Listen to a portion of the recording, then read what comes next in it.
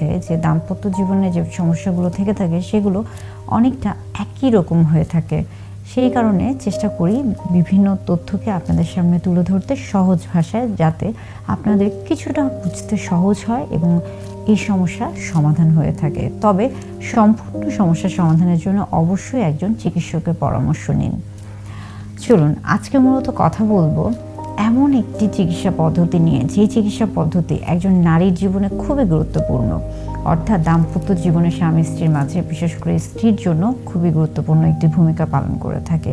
এবং তা হলো এমন কোনো পদ্ধতি রয়েছে কিনা বা এমন কোনো চিকিৎসা পদ্ধতি রয়েছে কিনা যেটার কারণে একজন নারীর শরীরে যৌন স্বাস্থ্য প্রভাবিত হয়ে থাকে, বা যদি তার মাঝে যৌন স্বাস্থ্য সম্পর্কে কোনো অনীহা থাকে বা কোনো দ্বিধাদ্বন্দ্ব থাকে বা একঘেয়েমিতা থাকে, তাহলে সেই ক্ষেত্রে যেন তার শরীরে এবং মনে একই সাথে শারীরিকভাবে বা স্বাস্থ্যগত দিক থেকে সে যেন যৌন স্বাস্থ্যের প্রতি ইতিবাচক ভূমিকা পালন করতে পারে, সেই দিকে নজর রাখতে পারে বা সেই দিকে প্রভাবিত করতে পারে। এমন কোনো চিকিৎসা পদ্ধতি কি আসলে কি আছে, সে বিষয় নিয়ে কথা বলবো। হ্যাঁ, এমন চিকিৎসা পদ্ধতি রয়েছে। খেয়াল করে দেখুন যে একজন নারী জন্ম থেকে একদম মৃত্যু পর্যন্ত তাকে বেশ কয়েকটা ধাপ পার করতে হয়। শিশু থেকে, আমরা বলে থাকি যে শিশু থেকে যখন সে কিশোরীতে যাচ্ছে, অর্থাৎ বয়ঃসন্ধিকালীন সময়ে যাচ্ছে, এবং সেখান থেকে যখন প্রাপ্তবয়স্ক হচ্ছে, সেখান থেকে বিবাহের মাধ্যমে সে একজনের স্ত্রী হচ্ছে, এবং সেখান থেকে বাচ্চা গ্রহণ করে সে একজন গর্ভবতী মা হচ্ছে, এবং মা থেকে একটা পর্যায়ে সে বৃদ্ধা হচ্ছে বা প্রবীণা হচ্ছে। এই যে প্রত্যেকটা ধাপ, এই প্রত্যেকটা ধাপে শরীরে এবং মনে, অর্থাৎ স্বাস্থ্যগত দিক থেকে তার মধ্যে বিভিন্ন ধরনের পরিবর্তন আসে, এবং এই পরিবর্তনগুলো বিভিন্ন কারণে হয়ে থাকে। সবগুলো পরিবর্তনের মধ্যে একটা গুরুত্বপূর্ণ কারণ হচ্ছে হরমোন, এবং এই হরমোন নারীর স্বাস্থ্যের জন্য বিশেষ ভূমিকা পালন করে, বিশেষ করে যৌন স্বাস্থ্যের ক্ষেত্রে। যখন একজন নারীর শরীরে মেনোপজ হয়ে থাকে, বা আমরা বলে থাকি যে যখন তার মাসিক বন্ধ হয়ে থাকে, তখন সেই ক্ষেত্রে তার মধ্যে বেশ কিছু পরিবর্তন লক্ষ্য করা যায়। অথবা যাদের আমরা বলি যে পিএমএসের বিষয়গুলো দেখা যায় বা প্রিমেনস্ট্রুয়াল সিনড্রোম দেখা যায়, তাদের মধ্যেও বিভিন্ন ধরনের পরিবর্তন আসে। এবং যারা হয়তো বা বাচ্চাদেরকে বুকে দুধ পান করাচ্ছেন, কিংবা যাদের অন্য কোনো কারণে বিভিন্ন ধরনের হরমোনের সমস্যা রয়েছে, তাদের ক্ষেত্রে এই সমস্যা হতে পারে। অর্থাৎ একজন নারী বিভিন্ন সময় তার মধ্যে, যদিও একটা দাম্পত্য জীবনে সহবাস বা যৌন আগ্রহ, ইচ্ছা, আকাঙ্ক্ষা, অনুভূতি সব কিছুই খুবই স্বাভাবিক একটি শারীরবৃত্তীয় প্রক্রিয়া, কিন্তু বিভিন্ন কারণে এটা একজন নারীর মধ্যে কমতে পারে, বা একজন নারীর আগ্রহ এটার প্রতি কমে যেতে পারে বা নাও থাকতে পারে। এবং তার মধ্যে গুরুত্বপূর্ণ বিষয় হচ্ছে হরমোন, এবং এই হরমোনটা হলো মূলত ইস্ট্রোজেন হরমোন। ইস্ট্রোজেন হরমোন মূলত একজন নারীর শরীরে বিভিন্ন রকমের গুরুত্বপূর্ণ ভূমিকা পালন করে। বিশেষ করে দেখা যায় যে ইস্ট্রোজেন হরমোন নারীর যোনিপথের যে পুরুত্ব রয়েছে সেটাকে বজায় রাখতে সাহায্য করে থাকে, সেটাকে পিচ্ছিল করে রাখে, এবং আমরা বলে থাকি যে রক্ত সঞ্চালনেও এটা একটা সহায়ক ভূমিকা পালন করে থাকে। পাশাপাশি সেখানে কোলাজেন তৈরিতে সহায়ক ভূমিকা পালন করে।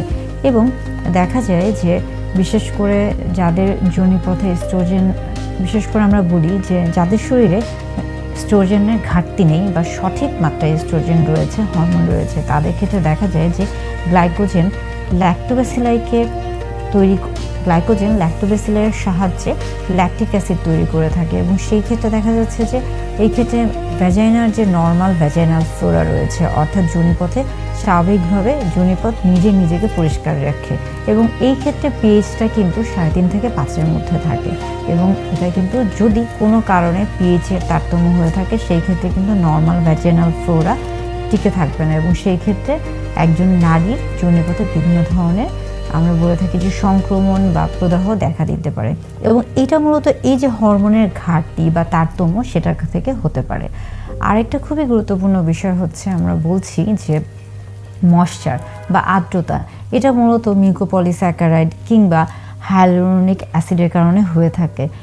ইস্ট্রোজেন হরমোন এই ময়েশ্চার বা আর্দ্রতা বজায় রাখতেও সহায়ক ভূমিকা পালন করে থাকে। অর্থাৎ নারীর শরীরে ইস্ট্রোজেন হরমোনের ভূমিকা খুবই গুরুত্বপূর্ণ, এবং এই জিনিসটা বয়সের সাথে সাথে কমতে থাকে বা পরিবর্তিত হতে থাকে, কিংবা অনেক সময় বিভিন্ন ধরনের রোগের কারণে বা বিভিন্ন অসুখের কারণে এটা তারতম্য দেখা দিতে পারে এবং সেই কারণে একজন নারীকে খেয়াল রাখতে হবে যে যদি তিনি অনুভব করে থাকেন যে হঠাৎ করে তার মধ্যে যৌন আগ্রহ কমে যাচ্ছে, তার যোনিপথ শুষ্ক হয়ে যাচ্ছে, তার মধ্যে লুব্রিকেশন হচ্ছে না বা যোনিপথ শুষ্কতার কারণে পিচ্ছিলতা কমে যাচ্ছে বা হচ্ছেই না, সেই ক্ষেত্রে তার মাথায় আসতে হবে যে নিশ্চয়ই হরমোনের কোথাও কোনো ঘাটতি হলো কিনা। তাহলে সেটা অবশ্যই চিকিৎসকের শরণাপন্ন হতে হবে এবং তার কাছে গিয়ে পরামর্শ নিতে হবে যে কিভাবে এই বিষয় থেকে সে পরিত্রাণ পেতে পারে।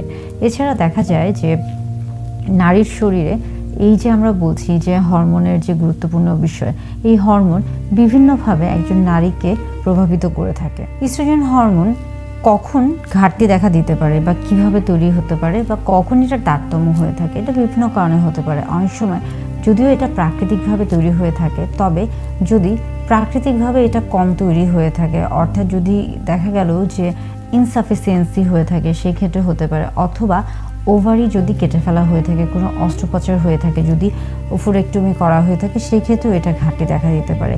এছাড়া আরও বেশ কিছু শারীরিক এবং মানসিক সমস্যা থেকে এই ইস্ট্রোজেন হরমোনের সমস্যা হতে পারে বা এটা প্রভাবিত হতে পারে, এটা তারতম্য হতে পারে। প্রত্যেকটি বিষয় একজন নারীর শরীরে বিশেষ ভূমিকা পালন করে থাকে।